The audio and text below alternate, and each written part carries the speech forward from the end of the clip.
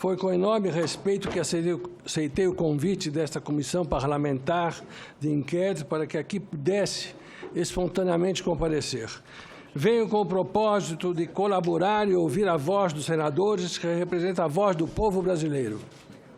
Entendi que deveria fazer essas minhas considerações por meio de um texto escrito para que ficasse formalmente registrado e para que possa constar como uma contribuição objetiva a esta CPI.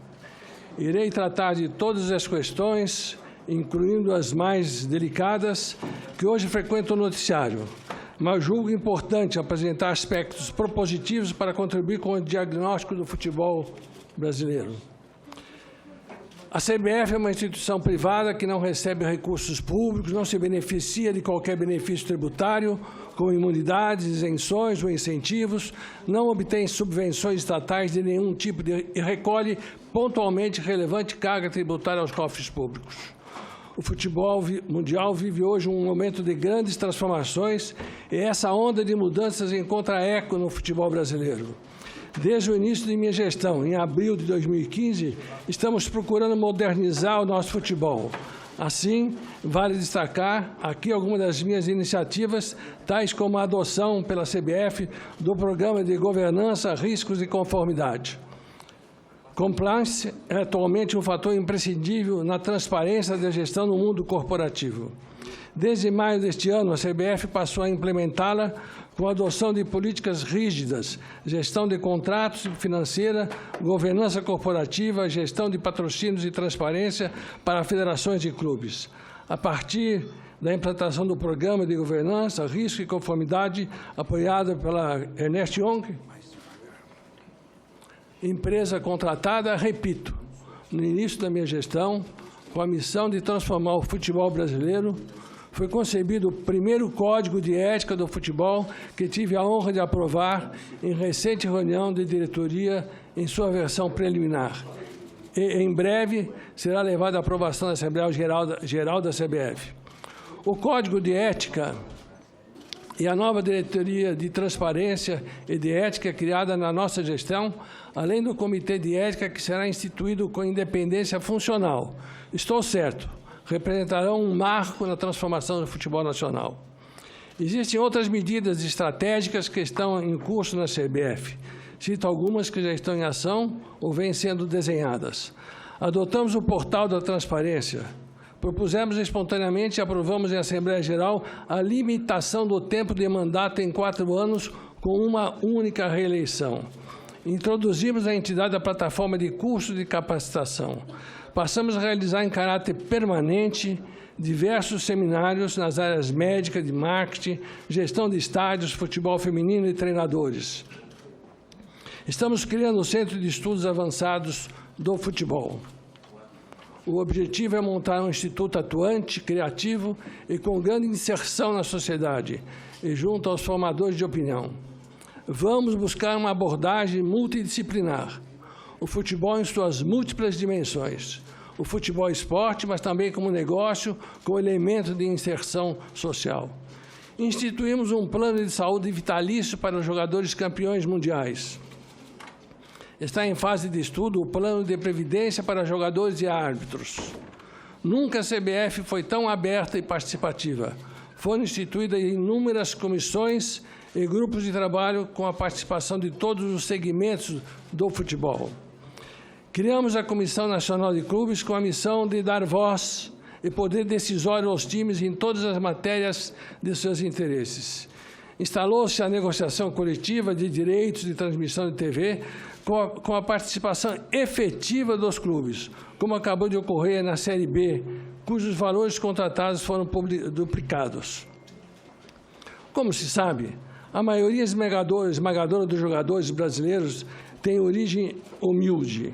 Em vista disso, a CBF está estruturando um projeto para ajudar jogadores e árbitros a encontrar seu caminho ao término de suas carreiras.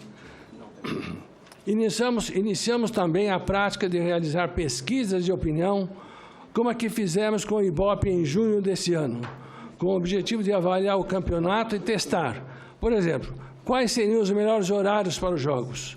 76% dos entrevistados consideraram as transmissões de TV como ótima ou boa. 61% achavam o mesmo da qualidade dos estádios.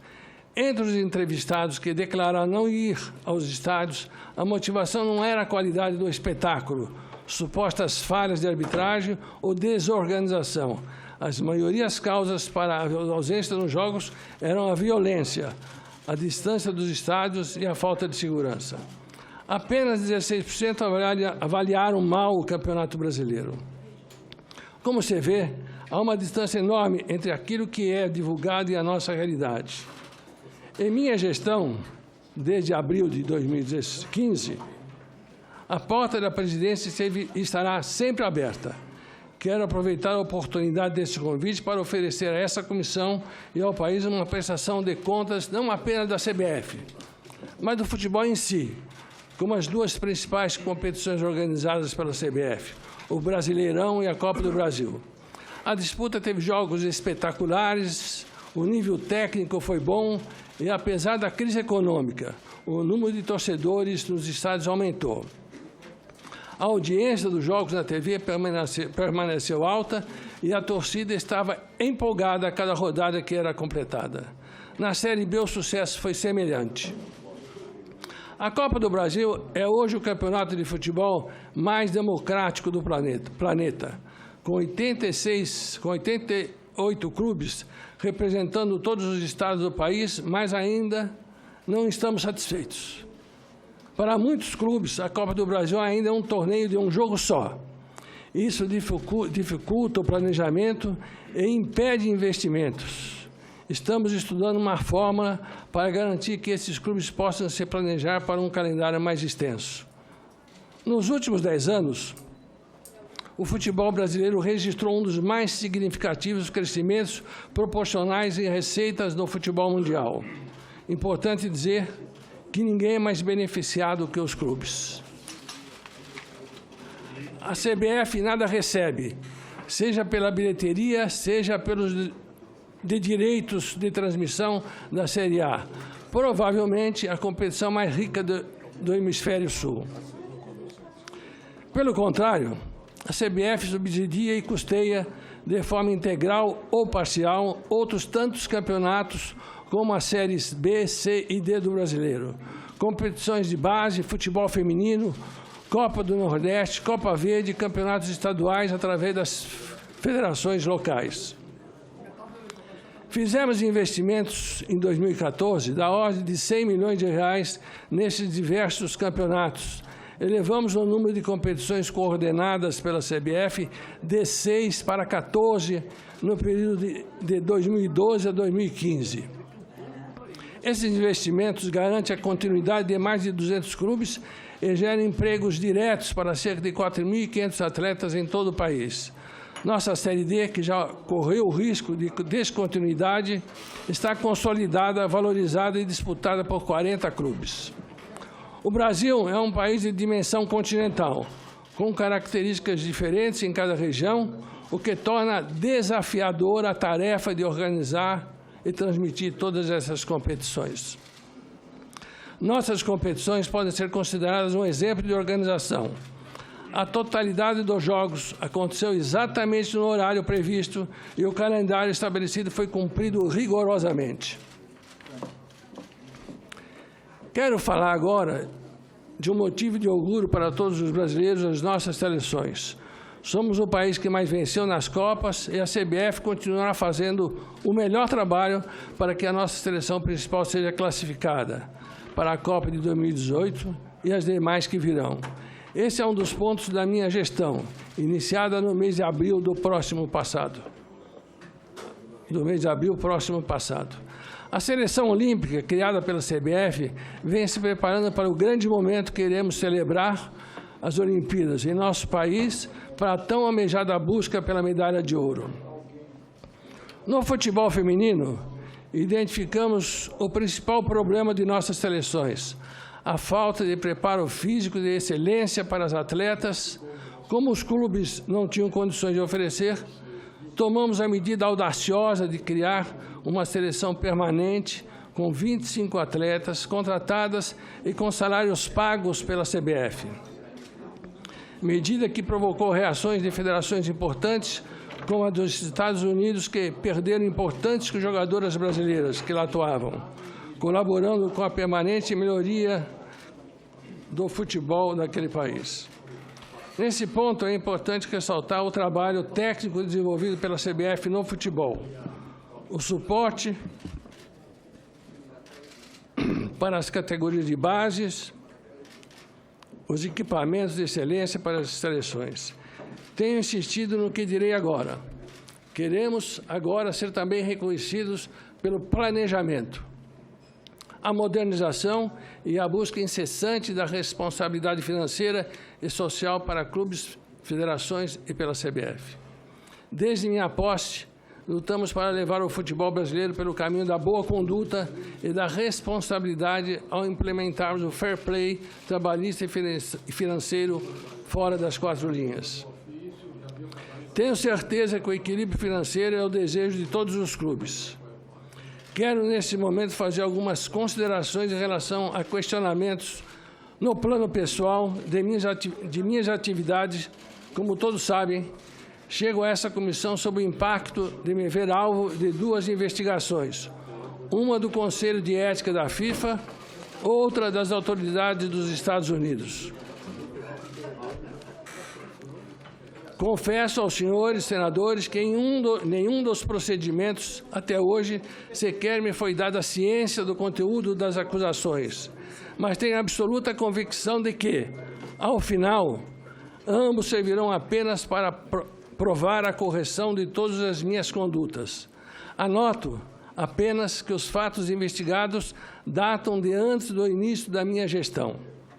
Tomei conhecimento, por exemplo, através de matéria publicada no jornal Estado de São Paulo, no início de dezembro de 2015, que eu teria participado do comitê organizador da Copa do Mundo da FIFA Brasil 2014, o COL, e minhas atividades lá seriam motivo de investigação, levada a efeito pelo Comitê de Ética da FIFA, se assim for. Posso afirmar categoricamente que é inverídica a informação que eu teria ingressado no COL em maio de 2012. Nunca fiz parte do quadro de administradores ou empregados do COL em qualquer momento do processo de planejamento, organização ou realização da Copa do Mundo da FIFA 2014. Assumi o cargo de diretor-presidente do COL em abril de 2015, quase um ano depois da Copa do Mundo, já durante o seu processo de desmobilização. É igualmente inverídica a afirmação de que eu teria participado de todas as reuniões e decisões do COL. Apenas compareci a reuniões bimestrais de informação do andamento, denominadas Board Meetings, na qualidade de integrante do Comitê Executivo da FIFA e da Comissão Interna da FIFA, supervisora dos preparativos do evento, sem qualquer gestão ou ingerência sobre os negócios internos do COL, ao contrário do que expõe a matéria. Segundo me foi relatado, os processos de contratação de bens e serviços pelo COL foram integralmente acompanhados por auditoria internacional, contratada pela FIFA, que fiscalizava e aprovava previamente todos os pagamentos efetuados pelo COL. Todos os contratos foram previamente aprovados pela FIFA, que inclusive opinava a respeito de seus aspectos comerciais e operacionais. Esclareço que o comitê organizador da entidade privada, com recursos 100% provenientes da FIFA, teve como objetivo principal organizar e realizar a Copa das Confederações da FIFA 2013, a Copa do Mundo FIFA 2014, de acordo com as diretrizes, regulamentos e políticas estabelecidas pela FIFA. O COL iniciou suas atividades em 2009 com uma equipe de 6 colaboradores e teve sua estrutura organizacional plena em julho de 2014, atingindo um total de 1.209 colaboradores entre efetivos e temporários. O COL encontra-se em processo de desmobilização, sendo que o prazo final para o seu encerramento dependerá do andamento dos processos administrativos e judiciais em curso. A empresa conta hoje com uma estrutura de colaboradores de aproximadamente 13 pessoas, entre funcionários e consultores externos, nas áreas jurídica e contábil, que se ocupam de atividades administrativas, realizar pagamentos, representar o CON em reuniões e audiências e prestar contas à FIFA. Não há lucro a ser distribuído e nunca houve, a quem quer que seja, sendo certo que qualquer sobra orçamentária será devolvida para a FIFA conforme acordado com aquela entidade. Sou acusado de forma injusta, mas não surpreendente, tendo em vista a conjuntura atual do futebol mundial. Entendo que todos nós, que estamos em cargos de alta direção no futebol, num momento como este, podemos ser questionados, mesmo por circunstâncias descabidas, como é o meu caso. Sou responsável pelo cargo que ocupo e pelo ônus que ele traz. Eu me defenderei em todos os foros adequados, com a certeza absoluta da minha inocência. Não tenho o que esconder. Tudo que tenho está devidamente registrado e declarado, fruto de uma vida inteira de um trabalho árduo. Tomei a iniciativa de me afastar temporariamente do comando da CBF para dedicar o tempo necessário à minha defesa e para evitar qualquer suspeita de influência nas apurações. Estou nesta casa para responder, dentro do possível, as perguntas que me forem dirigidas.